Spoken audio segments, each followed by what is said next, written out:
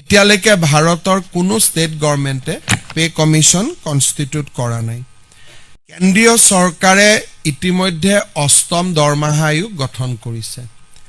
ভাৰতৰ কোনো ৰাজ্যই এতিয়ালৈকে ৰাজ্যিক পৰ্যায়ত ষ্টেট পে কমিশন গঠন কৰা নাই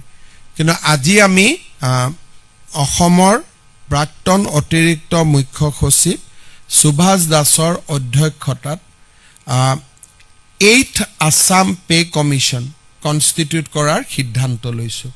এতিয়ালৈকে ভাৰতৰ কোনো ষ্টেট গভৰ্ণমেণ্টে পে কমিশন কনষ্টিটিউট কৰা নাই কেন্দ্ৰীয় চৰকাৰে ইতিমধ্যে অষ্টম দৰমহা আয়োগ গঠন কৰিছে ভাৰতৰ কোনো ৰাজ্যই এতিয়ালৈকে ৰাজ্যিক পৰ্যায়ত ষ্টেট পে কমিশন গঠন কৰা নাই কিন্তু আজি আমি অসমৰ প্ৰাক্তন অতিৰিক্ত মুখ্য সচিব সুভাষ দাসৰ অধ্যক্ষতাত 8th Assam Pay Commission constitute কৰাৰ সিদ্ধান্ত লৈছো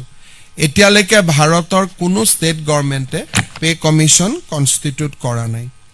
কেন্দ্ৰীয় চৰকাৰে ইতিমধ্যে অষ্টম দৰমহা আয়োগ গঠন কৰিছে ভাৰতৰ কোনো ৰাজ্যই এতিয়ালৈকে ৰাজ্যিক পৰ্যায়ত ষ্টেট পে কমিশন গঠন কৰা নাই কিন্তু আজি আমি অসমৰ প্ৰাক্তন অতিৰিক্ত মুখ্য সচিব সুভাষ দাসৰ অধ্যক্ষতাত 8th Assam Pay Commission constitute কৰাৰ সিদ্ধান্ত লৈছো এতিয়ালৈকে ভাৰতৰ কোনো ষ্টেট গভৰ্ণমেণ্টে পে কমিশন কনষ্টিটিউট কৰা নাই